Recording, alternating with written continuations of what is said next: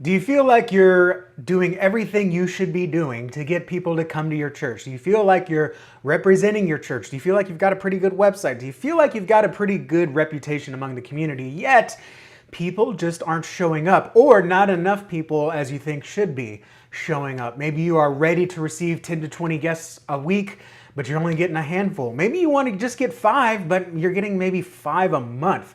In today's show, I've got church hospitality expert, very knowledgeable, wise man, Jason Moore on the show, secret shopper, hospitality expert, whatever you want to call him. He's going to give us some insight into the questions that your potential church guests are dying to know, and we don't answer them, or more likely, you're not answering them in the right way to communicate what they need. And while you're doing what you think you should do, you're actually missing the mark and driving people away by not answering the questions they're too afraid to ask or unsure that they need answered. And we're going to get into that today. Today's theme is outrageous thinking, okay? We've got to think outrageously. We can't match what other people are doing or even other churches are doing. We have to exceed expectations, and we have to exceed and help people feel understood. Today's episode will help you do just that. Let's get into it. Welcome to the Best Known Church Show, where we show you how to 10x your reach with church marketing that will help you increase your impact, make more disciples, and become the cornerstone of your community again. This is for the leaders with an outrageous vision, because anything less would be an inaccurate reflection of our Creator. The ones who have unreasonable faith, because you know God works unreasonable miracles. And the ones who are relentless in the pursuit of your calling, because anything less would not make a good and faithful servant. If that's you, you're in the right place. Now, please welcome your host and guide on this journey to become the best known organization in your community, Justin Nava. Welcome to the Best Known Church Show. If we have not met before, I take full responsibility for that.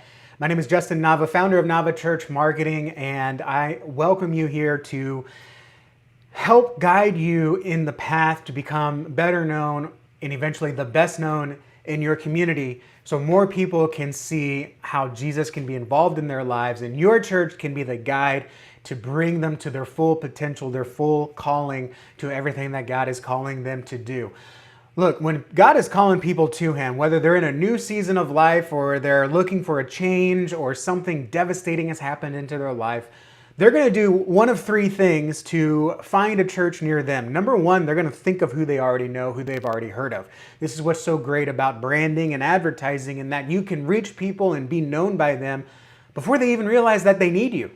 Number 2, they're going to ask their friends and family. They're going to say, I don't know anyone, maybe the guy at work, he's a churchy guy, let me go ask where he goes. They might also say, I don't want to go to that guy's church, he's a little crazy.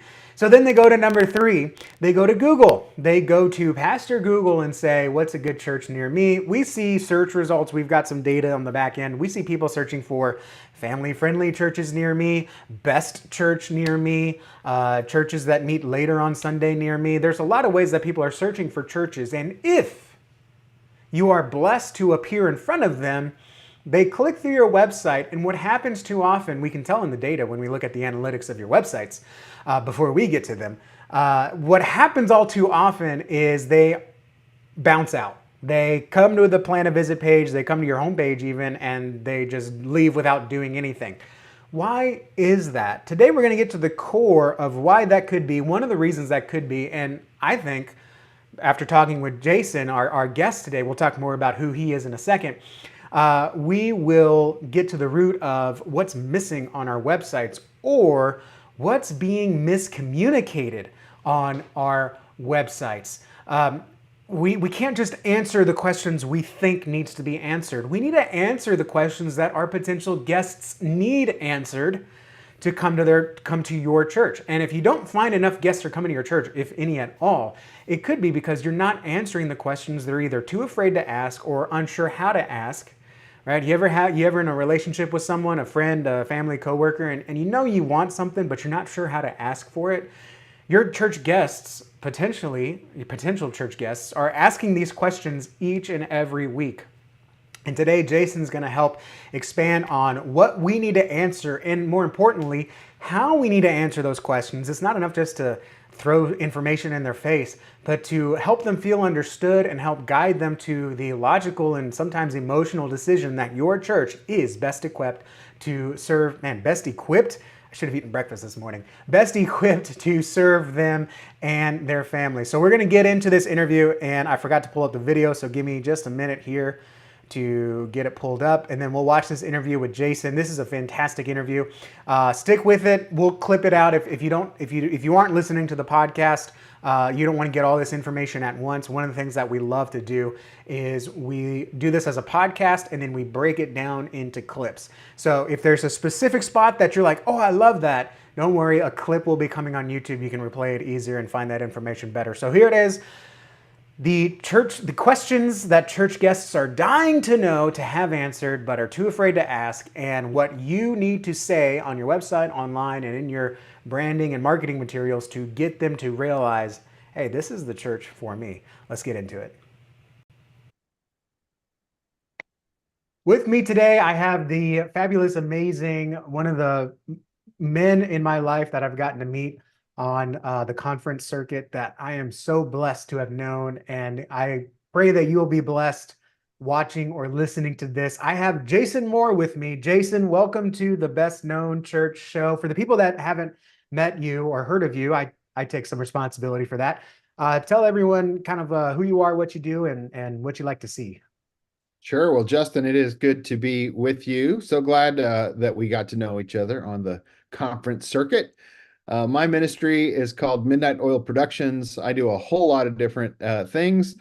I started my career as a media producer, graphic artist at a mega church. I do a lot of work with hospitality. So I do a lot of coaching with churches, do lots of what I call secret worshiper consultations. A few years ago, I wrote an Amazon best-selling book called Both and Maximizing Hybrid Worship for In-Person and Online Engagement, which is all about how do you do hybrid in a way where everyone feels like they're a part of it, people both physically gathered and digitally gathered.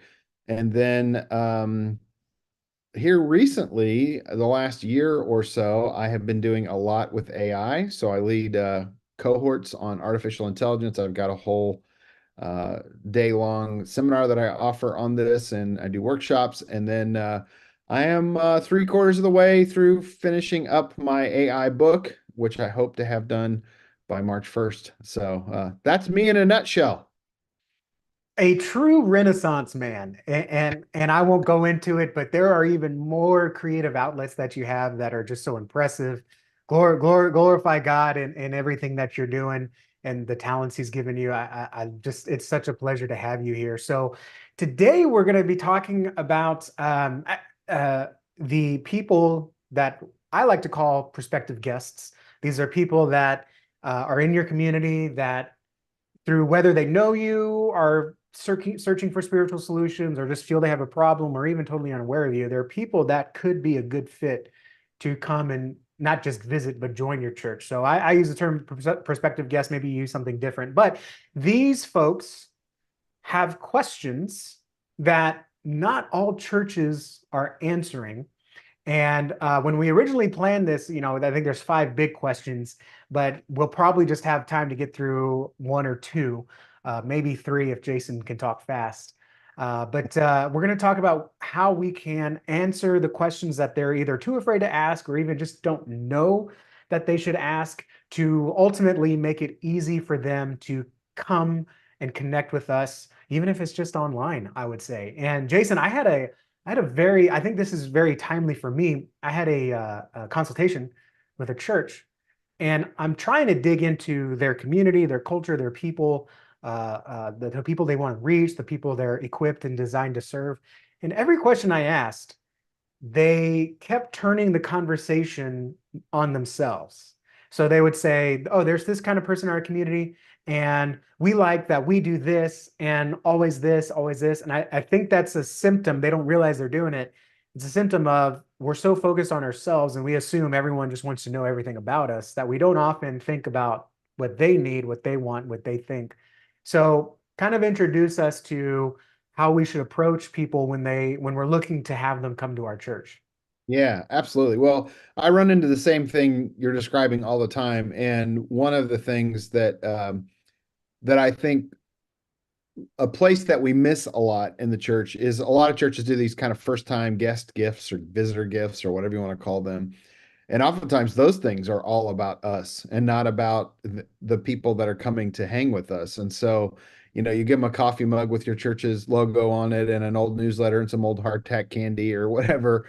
And it's all about you, but your coffee mug isn't going to become my favorite coffee mug after one visit. Like, I've seen churches do some really incredible things with a first-time guest gift that would be a benefit to the person. My favorite one ever, and I didn't intend to start here, but my favorite one I ever got was a family night in a bag that had a bag of popcorn, a Redbox movie code, a coupon for a pizza from a local pizza place, and they said, "We value families in our church, and we want you to be a part of our family, but we want you to have a family night on us." So, just to think about the idea that it's not about us; it's about how do we make people feel. But to back up, I really firmly believe that it takes some intentionality to earn the second, third, and ongoing visits from outsiders. And one of the shifts I think we have to make right up front is, well, language matters. And so I think your language is good. I hear a lot of people talk about visitors. And in fact, some of our churches have visitor parking spots, where the visitors park or whatever.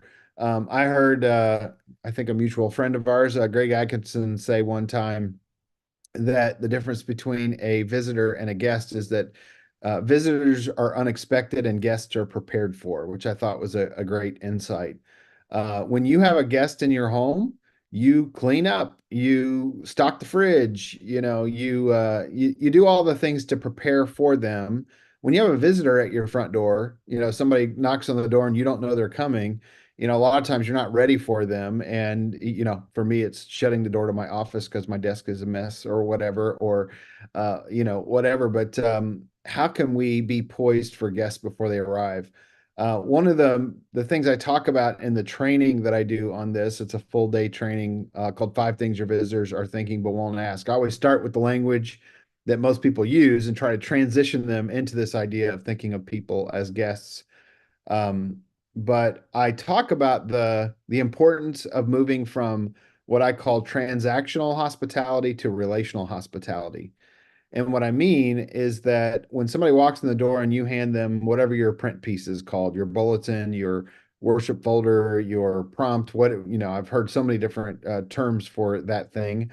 Um, Handing them a piece of paper is a transaction, but but asking them about themselves and making introductions and conversation to get to know them. And then out of that, saying, "Oh, and by the way, this will help you through your experience today," is the difference between a transaction and a relationship. Same thing is true for like websites. A lot of times we just have all the information there, but we don't really set people up for a win and what to expect when they come to hang out with us, know who we are, all those kinds of things. So it's more than just the facts, but how do we build a relationship even before people come into our buildings to help them kind of know here's who we are, here's what we believe, here's how you should dress, here's when we start, here's when we end. All of those things really set people up for a win. And again, I think we have a better chance of earning the second, third, and ongoing visits. And I guess the last thing I'll say here is just that this all applies to online too, because so many of our new people are going to encounter us first online in our streaming worship. And so, how you include them with your language, with eye contact, with the way that you participate. In my Both and book, I talk about the idea that we don't want people at home to be watchers of worship. We want them to worship at home. We want them to be worshipers online, not watchers online. So, even language on your website, like don't have your link say watch online or watch. We want people to worship online, and so how do we make people at home feel like they're a part of that experience through our spoken word and how we conduct ourselves? A question I often get is this can sometimes feel a little corporate, like we're trying to separate hospitality from maybe Christian hospitality. We're thinking a little too much on the surface.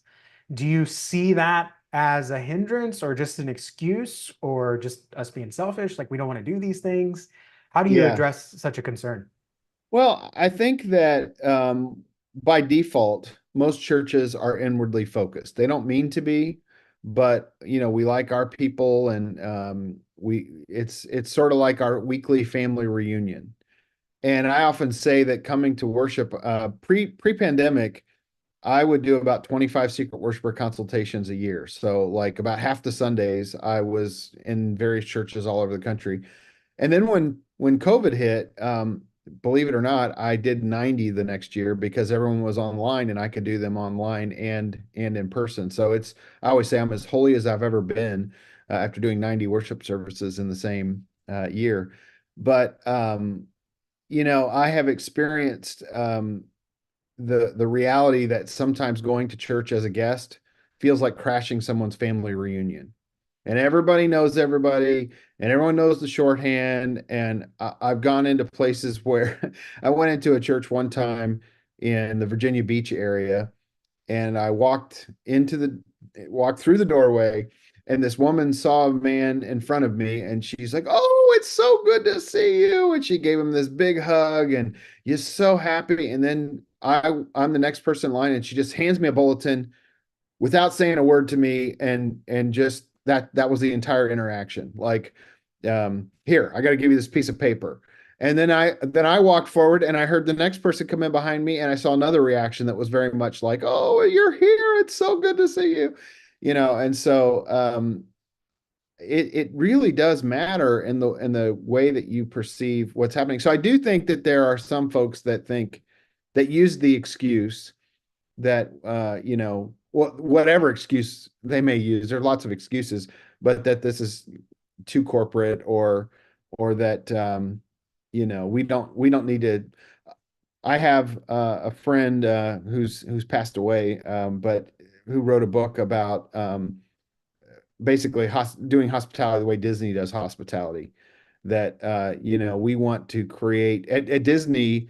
You are not a patron, you are a guest. You're not a customer, you're a guest. Be our guest. And so how can we tap into some of that? I don't think that um, it's overly cold or corporate. It's just intentional.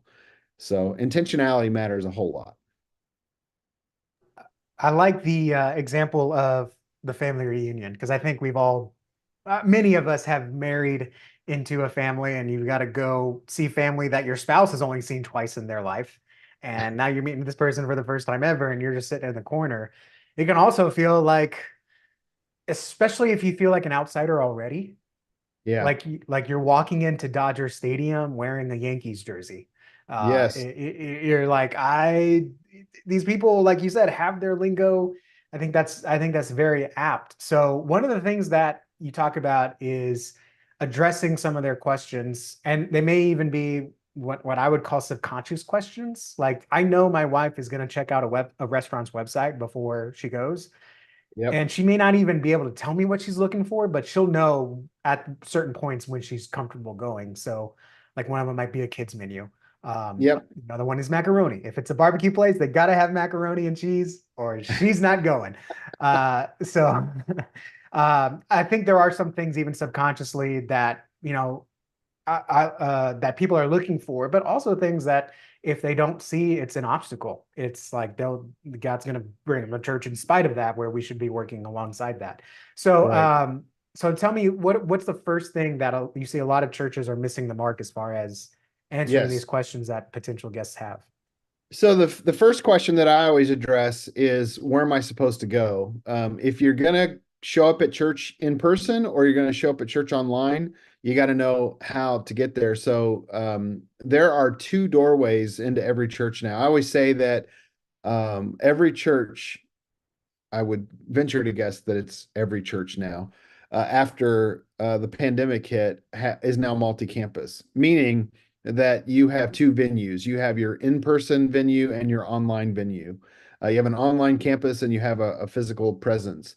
And just as you said, with your wife going to the restaurant website before you make your in-person visit, people are going to do that with our websites. I think it's more true now than ever before that people are going to check out your website before they come in person.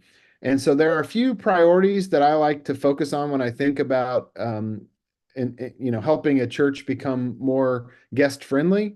And the first of those is what when it comes to the website is worship times. When do you worship? And that shouldn't be buried at the bottom of your page, or you have to click on worship to go find a page. I've experienced that a lot.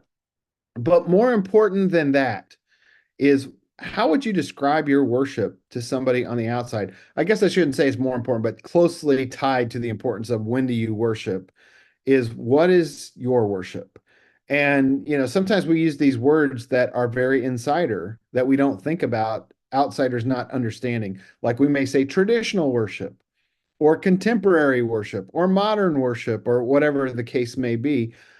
You may have an idea in your head of what traditional worship is, which might be wearing a three-piece suit and tie and pipe organs and hymnals and pastors wearing a robe and a stole and all that. And if I show up to your church and that's what I think traditional worship is, but people are wearing jeans and nice business casual, and there's screens and they've got guitar and drums or whatever, I might not think of that as traditional. So you may not set my expectations quite right. Um, Contemporary is even worse. I've heard people call their worship contemporary, and it's like I've seen every version of contemporary 70s with acoustic guitar and kumbaya, contemporary 80s with big hair and guitars, contemporary 90s with grunge. I don't know. It's what do you mean when you say contemporary? And the funny thing is most of the churches that I visit that say they do modern or contemporary worship aren't really doing modern or contemporary worship. Like I will watch the CCLI information on the songs, and it's like Shine Jesus Shine was sort of contemporary when I was in high school. It's not, that's not a contemporary song anymore. So describe your worship for people, help them know what it is they're coming to. And again, the dress code really matters. I will often say that if I, Justin, invited you to my house for an annual Halloween party, but I didn't tell you if it was a costume party in the invitation, and you showed up in full costume, but you're the only person in the room with the costume on, you're going to feel really uncomfortable. But you would also feel uncomfortable if all the people that I've invited for years and years and years know that it's a costume party, but I didn't put it in the invitation, and you show up and you don't have a costume on and everyone else does. So if I'm an outsider, I want to know, like, is it okay for me to wear shorts and a t-shirt, or am I going to feel really out of place if I do that? Or if I come in a suit and tie and everybody else is in shorts and a t-shirt, how am I going to feel about that? So when does your worship happen? Make that high on the page. And then how would you describe it? The second piece of information that I think is critical for outsiders is location information. Where does this happen? And that often we only think about the fact that we've got this physical location, but most of the visitors that come to your church, most of the guests that show up are going to show up and they're going to visit your website on their phone, not on a desktop computer or a laptop or whatever. So making sure that your location information is hot linked so that I can click on it and it pulls up GPS saves me any kind of resistance. I don't want to have to copy the address and then go into the GPS and paste it and so on. So that's It's one. also in their search history now. When they open up maps, it's like recently visited. Signals to Yes. Google, this person has checked out this church. So if they go back to Google, hey, where's another church near me? Your church has a better position to go higher because it knows they've already visited your maps location. Maybe they're looking for you again. More visibility, a little back end techie stuff. But yeah, Yeah, absolutely. no, that's really good. And just to make sure that you have claimed your Google listing so you have control of it. A lot of people don't know to do that. Or Yelp, make sure that you Yep. claim your church on Yelp so that you can you can respond to comments that people might make and stuff like that. But then also to remember that you have a second location. And that second location is your online worship. And I'll tell you that a lot of times when I secret worship with the church, that I can't find the online worship, or the stream is up in a corner and it's just a Facebook icon, or it's somewhere else. List your physical location and your digital location in the same place. The third thing that I think makes your first impression stronger is to have a dedicated and well thought out staff or team section. Um, I work with many churches. When I say staff section, they're like, I am the staff. I don't know what you're talking about. I have a lot of volunteers. But I always encourage people to think about four things when it comes to that. And it's all about building relationships. So the first thing is to have consistent photos of everyone on your team. Um, I go to a website sometimes, it's like the pastor has a really nice professional headshot, and then the church secretary took a selfie at a church picnic, and then somebody else has their glamour shot from the 90s that they got at the mall, and it's like all over the map, and it doesn't tell your story very well. So I always say, these things have good enough cameras on them now that if you don't have the money to hire a professional photographer, get everybody on the same day in the same space, same lighting, in front of your beautiful stained glass window, or on your stage with the smoke machine on, or whatever it is, in the same lighting, same backdrop, and take all those pictures. But I believe every staff or team member should have a photo so that I can recognize them when I show up. Second thing is a way to contact them. I think, Justin, you know this, but a lot of young people don't like to use the phone, actually talk on the phone anymore, so sometimes we just have a phone number listed. It's really important that you have a way for them to reach out, that does not require that I make that particular connection. The third thing, and this one maybe is the most important one, and that is your vision for ministry. Like, what is not your bio, like where you went to school and all that stuff. That's great. But tell me why you love being the pastor of this church. Tell me why you love raising up children in the way of Jesus if you're a family ministry person. I get way more excited about bringing my kids to your church when I can see that. The custodian, tell me why you love preparing God's house to be a place where we can encounter God free of distraction from, clutter or whatever that might be. I think all of those things tell your story in a way that make me want to come be a part of what you're doing. And the fourth thing is really kind of optional, but it's something I've been encouraging churches to do since COVID hit. And that is to consider recording a short little video, which you could do on your phone, 30 seconds. Hey, I'm Jason. I'm the pastor here at Acme Church, and I am so glad you've come to check us out. We meet for worship at 9 o'clock on Sundays. We do a style of worship that is similar to what you hear on the radio as far as the music goes. We are interactive, basically what you'd put in that description of your worship, you might say that. And if you pop in on Sunday in person, come say hi, or say hi in the chat. We hope to see you there. Thanks for coming to check us out. The reason I'm a fan of that is that your picture can't talk. We've all had experiences where we've read text and we've read the wrong tone into that text. And so a short little video gives you a sense of who that person is and personality.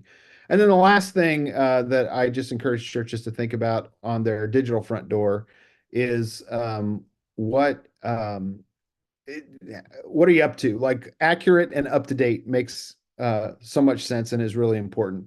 I just visited a church a few weeks ago in Georgia that still had, they were advertising their Christmas, December 8th Christmas children's something or other, like a Joy Jam, I think it was what it was called. And I was there, in late January, and I'm like, when I see that, it just looks like you don't have a lot going on if you're advertising something I said, unless you're really ahead of the game and you're trying to get people to sign up for this year's Joy Jam all the way, 12 months from now. And they had fun with that, but you don't have to have the flashiest website with all of the greatest features, but accurate and up to date really matters. And this is really important on your social media as well. If you're going to include icons for X, formerly Twitter, Facebook, and Instagram, then it is really important that you are posting to those services, because if I click on your Instagram feed, which people are likely to do now, and the last picture or reel or whatever is from your 2017 church picnic, it's going to show me that you don't really have a lot going on. So either lose those icons or use those services. I would encourage you to use those services and know that you can actually have a team of people that do that are volunteers. You don't have to do it all yourself. So that would be kind of the first part of what I talk about when it comes to where am I supposed to go. And the second part that I talk about is just to be intentional about signage. The physical front door really matters as well. And I can talk more about that if you want, or we can move on. I think we need to pause and take a breath because there was a lot of information there, and I want to zoom out a little bit in the context. Sure. I think with good intentions, we are often too gracious for our shortcomings and our weaknesses. And I'm not saying you got to be strong in everything, but I think a lot of people will say, well, it's one parking lot. There's one entryway door. Like, what's so hard about it? I will tell you, there will be people that will find what's hard about that. I had a conversation at a church I was at, uh, where I was talking to the custodial manager, and we were talking about science. And he's like, it's not that hard, Justin. It's a giant square. You can walk around, and eventually you're going to get back to where you came from.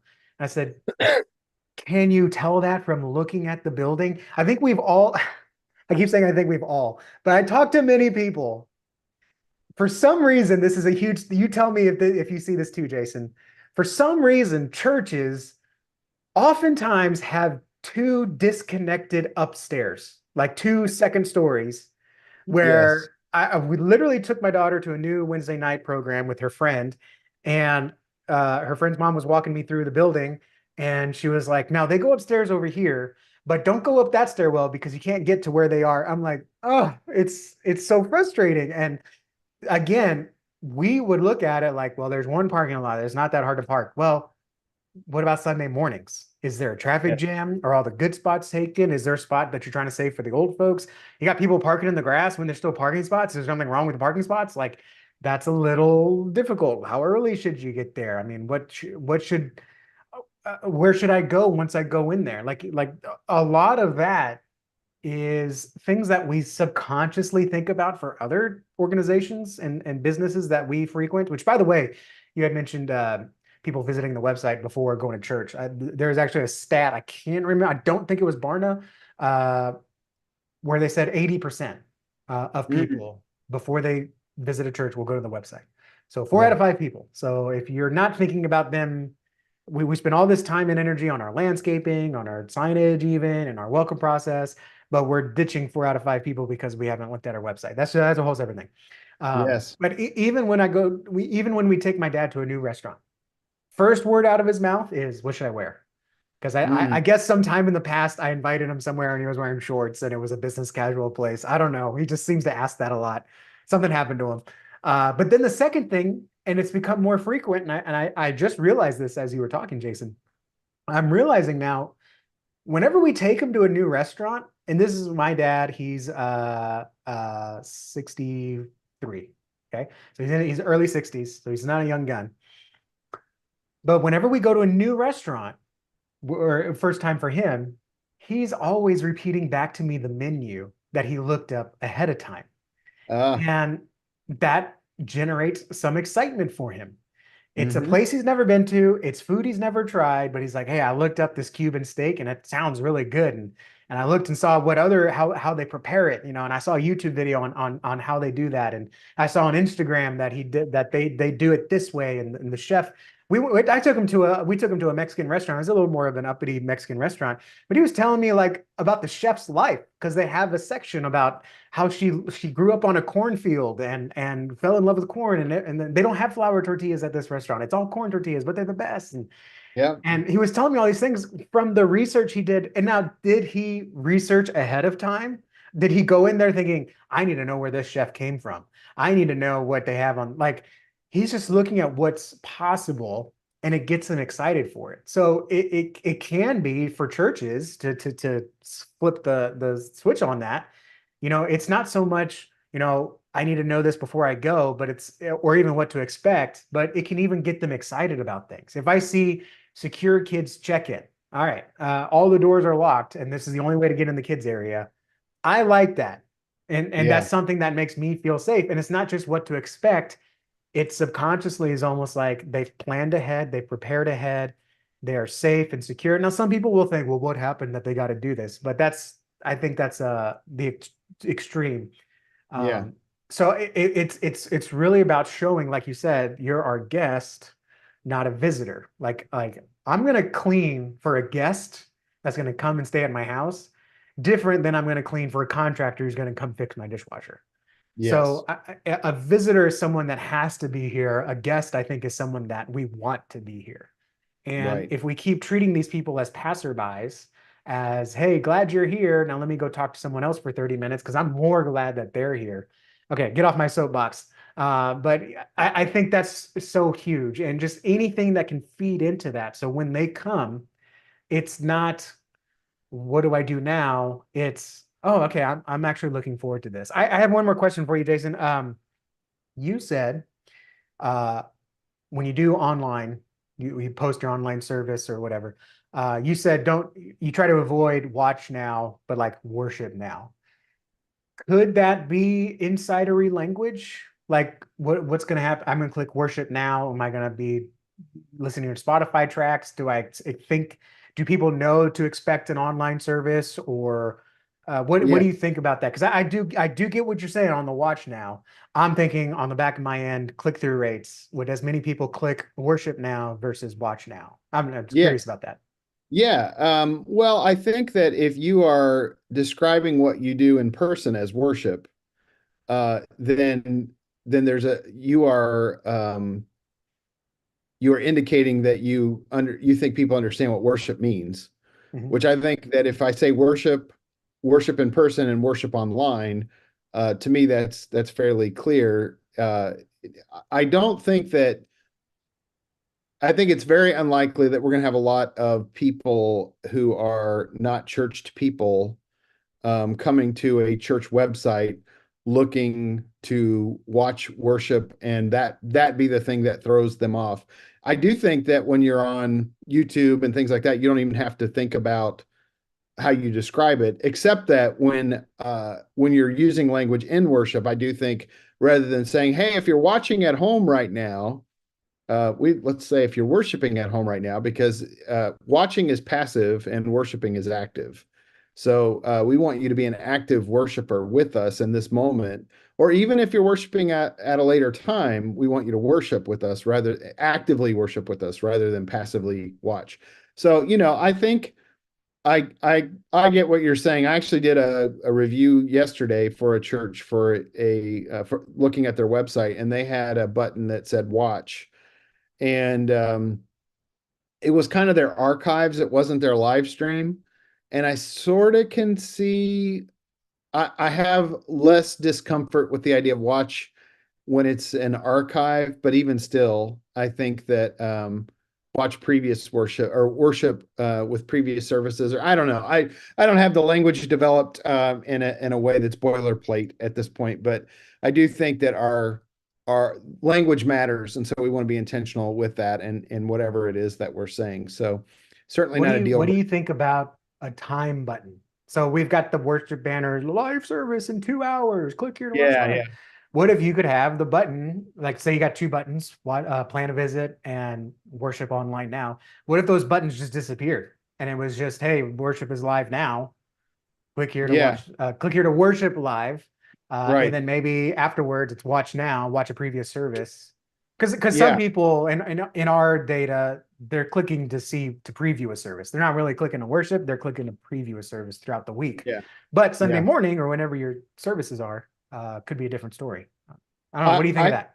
I think that's a viable strategy. I mean, actually, the church that I was looking at last night, that's what they had is they had a counter on their website that's like next live experience or whatever. I don't remember what the language was, and it had a I'm not, by countdown. the way, I'm not a huge fan of that. Yeah. Well, That's I why I'm thinking mean, about the button and the switching. yeah, yeah. The thing that I would say now more than ever.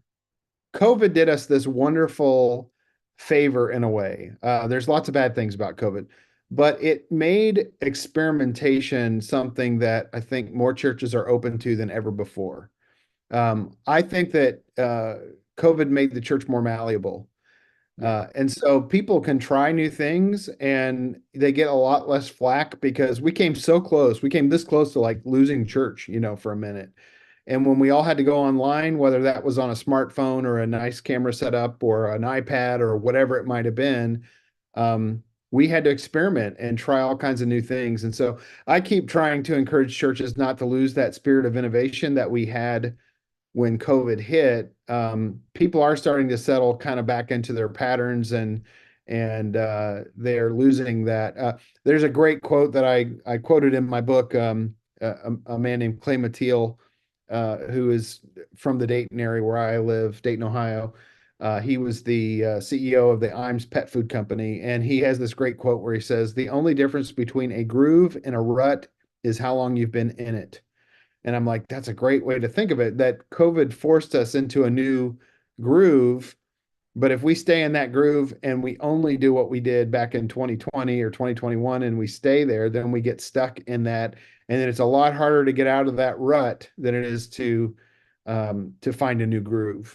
So I I think the language you're suggesting and the approach is something that is worth experimenting with and trying and seeing. Look, I know you're a data guy. Look at the numbers and see, like, if we try it this way, what is it? What do we get? And what do we get if we try this other way? So Yeah, 100%. We had no, I was on somebody's show and he said, how often should we look at our data to change our design? And I was every 30 days. I mean, you don't have to wait 6 months, 30 days. All right, let's try instead of worship. We like to use on our headers. We don't say worship Sundays at 10 a.m. We just say Sundays at 10 a.m. mhm. Or Sunday service at 10 a.m. That's what we default to. We can adjust that. And yeah, we look Sure. every 30 days. Look at the Yep. traffic, look at the clicks. If traffic went up, clicks should have gone up. If the clicks went down, something went wrong. So yeah, absolutely. That's a I great way to like that approach it. encouragement that it's okay to experiment. Any closing thoughts or anything else you wanted to wrap up before I let you go? Uh, a lot of where I think we miss the boat when it comes to outsiders is just to remember that not everybody knows the drill. So language matters. I encourage people to do what I would call sort of an insider ritual audit. Like, go through your whole worship order, your order of service. Where are all the things that what are all the things that you refer to in the shorthand that someone might not understand?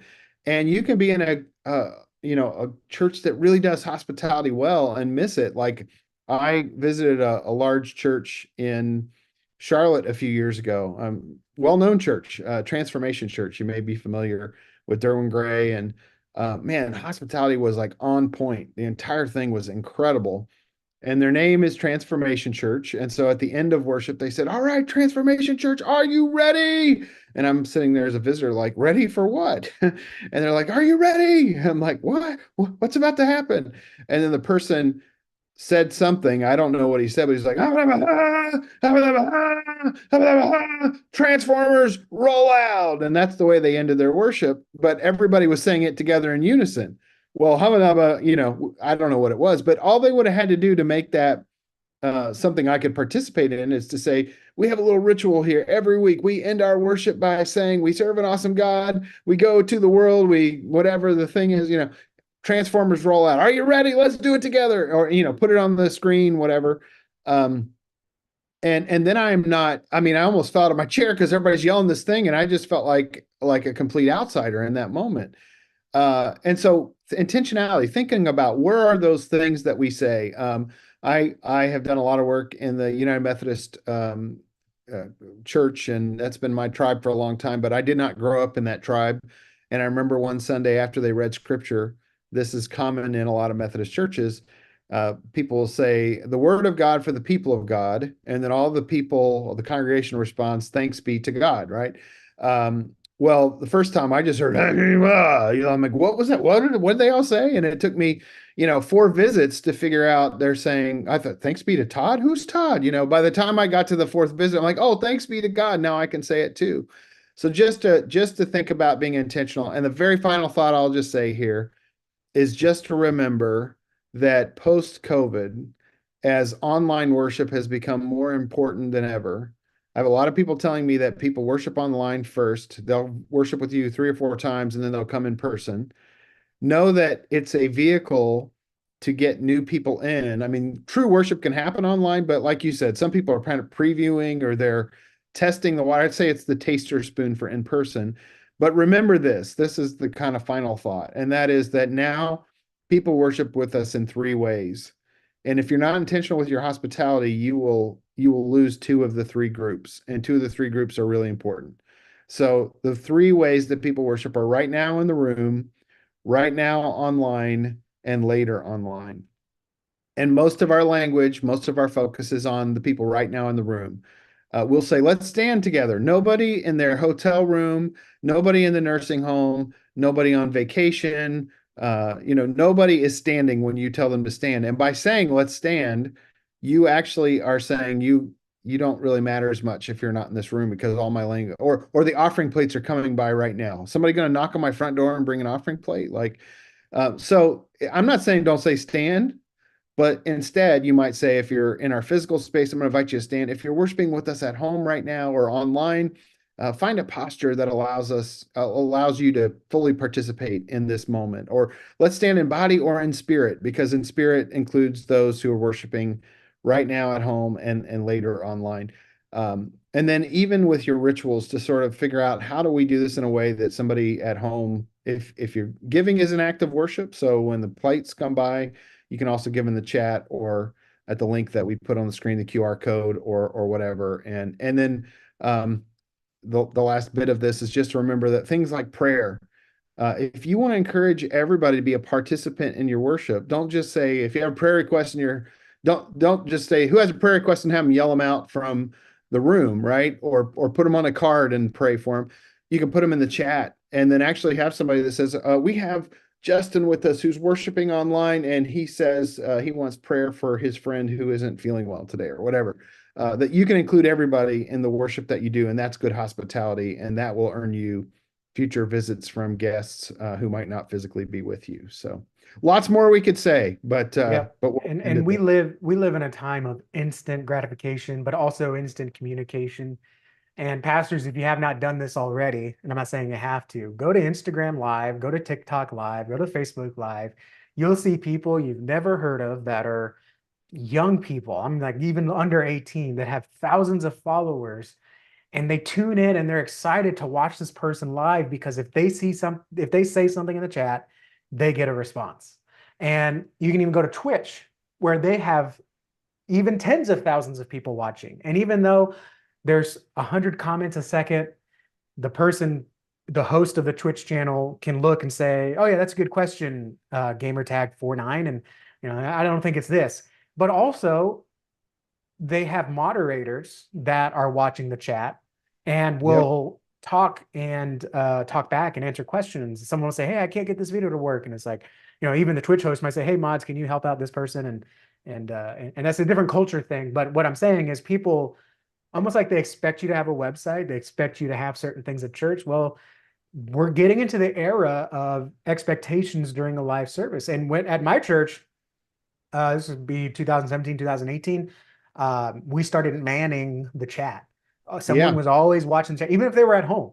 If they couldn't come Right. in or they wouldn't come in or whatever, we would still have them watching chat. And my rule, I set this, every chat gets a response, even if it's Yes. just a praise hands Yep. back, and you saw the numbers rise, not only in live streaming, but also chat. And it's one thing to see a live stream and there's 2 or 3 comments. It's another thing, it's a church of 70, but they got 700 comments. Well, Yep. half of them were the church responding back, but it really creates this, all right, they care about me. Thank you so much. And asking for prayer requests and hey, while we give in person, you can give here. Let us know if there's anything we can pray for you. Even things like to zoom in on the pianist while there's giving. Don't just be on a blank stage if you're going to Yeah. be more traditional like that. So just making it, people would take this the wrong way, but making it more of a pleasurable experience, right? Like we replace our chairs when they get worn out. Turn our AC down if it's too hot, or if we're going to have more people in, we turn our AC up if it's too cold. we want to we don't want to be too uncomfortable. We want to be uncomfortable in our faith, but while we're being equipped, while we're being served and serving, we want to dress comfortable. Yeah. And so at the same way, I don't want to stare at a blank stage. Again, to go back to Twitch, when the host gets up from his chair to go get a drink or go get a snack, those numbers decline because there's Mhm. nothing happening.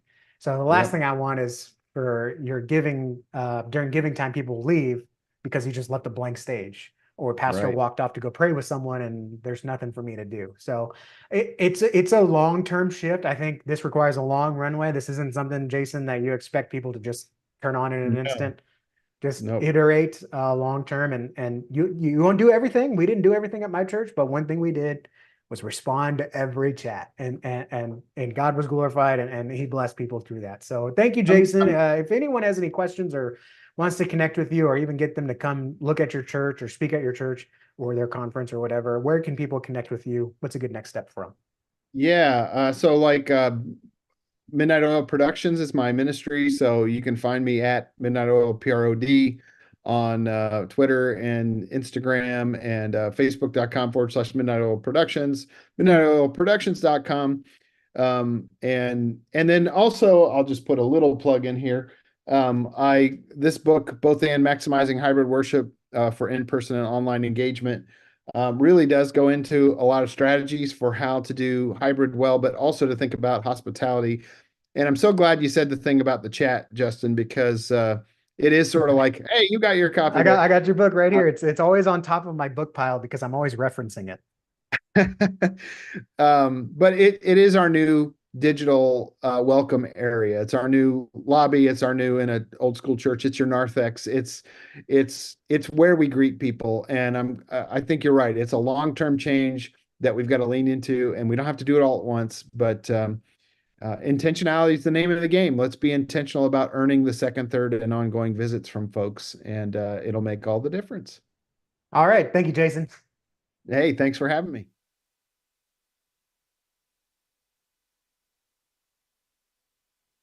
Maybe you should be able to hear me now. There we go. Jason is a very wise guy. I highly encourage, if he's ever speaking around you, go check out what he's talking on. He's talking on a lot of AI right now. He's talking, of course, a lot on welcoming and hospitality and even communication. So if you ever see Jason Moore around, or if you want to have him speak, by all means, go to the link in the description and go check him out. Now, what do you do next? We've got these questions that we know need to be answered. Let me just do a quick breakdown or recap. Number one, plan your hospitality. I wish I had pulled it up. There is a viral TikTok going around right now about someone saying, I used to be on the worship team, and did you know that everything that happens on Sunday morning is a manipulation? The people that are greeting you, they're plants. We were told not to be in the green room before service, but to go out and to connect with people. And it was all planned to manipulate you to feel welcome. Like, yeah, if you put it that way, everything is manipulation. But really, planned hospitality is simply preparing and showing your church guests that you prepared for them. You cared enough for them. And I think the description that me and Jason came up with, like, I'm ready for a construction worker or a contractor to visit my house, but I want my family and friends to be guests in my home. And so just planning that hospitality can really help your church guests feel welcomed, and it can be more genuine than you think. Include a worship description that's more detailed on your website. Get something that is more than we have a traditional service. What does that mean? We have a blend of modern and contemporary music. Well, like Jason described, what does that mean? Your church's staff page, use it as a place to showcase why you're in ministry and cast your vision there. People don't go to church because they saw the pastor has his doctorate. They go because they saw, well, the pastor actually cares about families in this community, and look at all the things he's done for families and how he wants to support families. That's going to get me to go to your church. If you want to make your guests feel unwelcome, then use Christian-y language that they won't understand. we had this debate, and we might even at the end of the day disagree on it. But hey, there are some people that don't know what it means to be made a disciple. When I say I want to go to church as a non-believer, it's because I think there's something missing. I want to sniff out what this God thing is, or I want to get back into my faith. And when you say, hey, come here so we can make you a disciple, that sounds a little daunting. So, let's I don't want to say let's go full inclusive and accessible, because then I think you might miss some things that make us a faith community rather than just a fraternity. But I think we need to make sure that we use language that our guests can understand and comprehend. And then lastly, your online worship service, even your replays, can be a gateway for people to come to your church. In fact, many churches now are telling us that people are coming to their church already kind of knowing the flow of things because they've already checked out a worship service. And so make sure that your online worship is available and easily accessible. Don't hide it between, hey, click here to go out to YouTube. There's a lot of distractions there. If it's just a sermon, maybe you can include one service in the same way. I can't remember if we talked about it in the show. We used to put a sermon CD in our welcome bags and people could listen to a sermon. We weren't printing last week's sermon every week. We had one keystone message that we wanted people to hear after their first time visit. And so maybe you have that one service that this is great, this is exemplary, this is excellent. Let's put this on our plan of visit page and say what to expect at a service, right? So these are the 5 things that you need to answer for your church guests in order to get people to connect with you. And that's what this is all about. We want people to connect with our church on a personal level that can lead to a discipleship relationship. Unfortunately, we live in a world, like we talked about towards the end of the interview, is that we want instant gratification. And in order to meet expectations of where people are, we need to meet them where they are and meet their expectations, if not exceed their expectations, not only when they're in person, but ahead of the visit. So I know we would all prefer, for example, the frozen pancake theory I just heard on a podcast. Pancakes used to be an event, right? Saturday morning pancakes, get all the ingredients, whip them together, make a mess with the kids, and then sit around the table and have pancakes with Aunt Jemima on the table, right? It used to be an event. And now we've got frozen pancakes. Are you hungry? Go microwave some pancakes and go eat by yourself, right? Pancakes used to be a community effort. Now you get frozen pancakes and it's just something that happens on your own, right? So I'm as much as we want our church to be a community where people are going out and changing lives and bringing people in and like, oh, these people are ready for the word.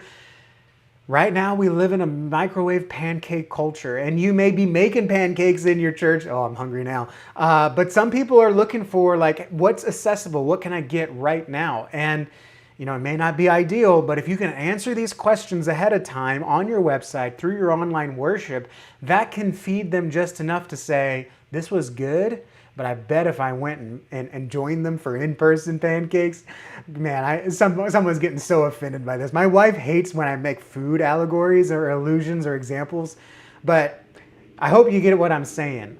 We have an ideal situation, an ideal world where we want to do ministry and reach new people, but we don't live in that ideal world anymore. Ideally, the church would be the cornerstone and be the best known in their community. We don't live in that world anymore. Ideally, when someone has a need, they would turn to church to find that need, that spiritual need. We don't live in that world anymore. So we got to meet people where they are. And if they want microwave pancakes, let's meet them where they are and then invite them into a community where they can where they can see full spiritual fulfillment in Jesus Christ. Thank you for watching this show. Let me know, leave a comment down below what you thought about Jason. Connect with him online at the link below. Subscribe if you're not subscribed. Leave a review if you haven't left a review. And we will see you next week. God bless. That's going to do it for today's episode of the Best Known Church Show with Justin Nava. Be sure to subscribe to stay updated on the latest news, strategies, and resources that you need to reach 10x more people and become the best known in your community. To send us a message or leave a voicemail for Justin to be played on a future show, visit thebestknownchurchshow.com. And if you'd like to work with us so you can focus on your ministry, give us a call at 832-861-7654. Until next time, stay outrageous, unreasonable, and relentless.